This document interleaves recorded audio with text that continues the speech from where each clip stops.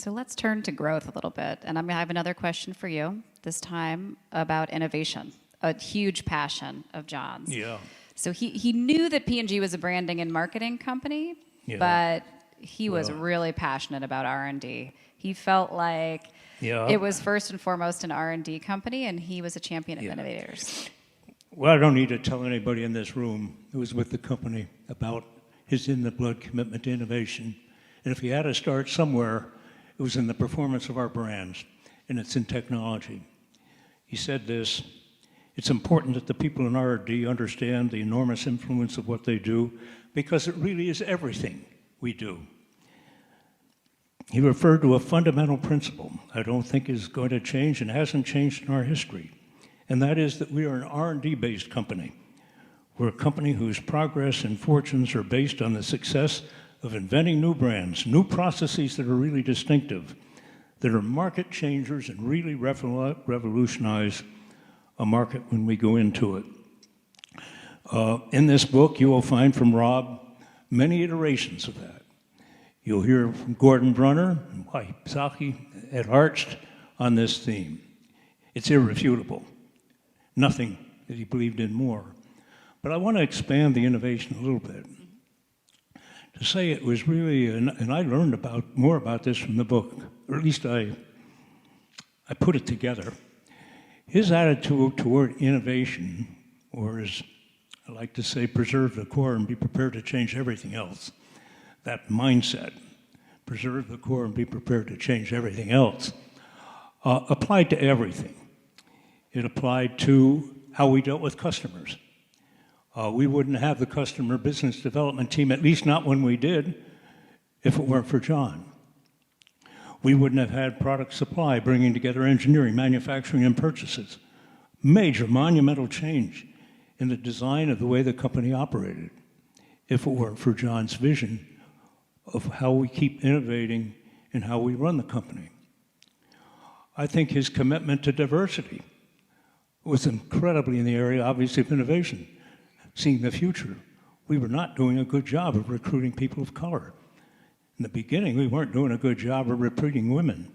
Peggy Wyatt, who's here in the front show, and you will see in the book, changed that by becoming the first full-time woman hired into marketing, which is a hard thing to believe in a company that marketed most of its products to women.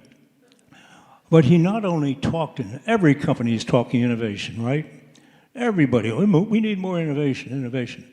He didn't stop in talking about that. He operationalized it, and you'll read about it in the book. How did he operationalize it? Well, many of you were part of it. He put the head of R&D on the board of directors. That had never happened before.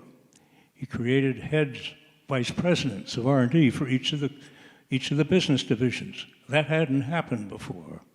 He created a Mills Society to honor people who were the best inventors. That hadn't happened before. Again and again, there were systemic, operational things that he did that turned more innovation not into a slogan or just something he believed in deeply, but something that would happen. John's favorite meetings, in my experience, were what we called the Blue Book meetings. The Blue Book meetings. They were the ones where you got together with the R&D folks, and you were sitting around the table, probably on the 11th floor, talking about what new things are coming in products and what new technologies are coming. He loved that. And later in her career, Peg Wyatt was asked by John to figure out what are we going to do in the next, not year, not even the next decade. Peg, what was it, the next 20 or 30 years? The next millennium. Yeah, this was, what, 1980? 79. Now, what are we going to do in the next millennium? 21 years from now. So Peg came up with a lot of cockamamie ideas. But well, kidding aside, some are really important. There was a huge emphasis on healthcare in that. And that, of course, is one where John talked about innovation. John wanted to see us succeed in healthcare, and it resulted in Norwich, which of course we didn't continue in pharmaceuticals, but our personal healthcare business today, I am told, is the largest of any company over the counter in the world. And God bless up there looking down, he would be so happy to hear that because that was not easy. We had some tough roads to get to that position. But that was part of the innovation of innovation. Now, where are our new businesses going to be? Always thinking of that. And we tried some things that didn't work. We went into some businesses like cookies. He would say, we probably should have been more mindful, but we got ripped off by competitors coming in and stealing our patents, and it made it quite a bit harder. But this innovation is so important today. We all talk about it, but I really emphasize the operationalizing of it and demanding it. This wasn't a question saying we'd like to have better products. Could you get us better products? No. He'd say to Wahib Zaki, you're here to get better products. Or Gordon Brunner. And I don't mean just a little bit better. I mean whole category changing. I think he'd be very pleased today at the learning going on in Procter & Gamble. I give great credit to David and the whole team.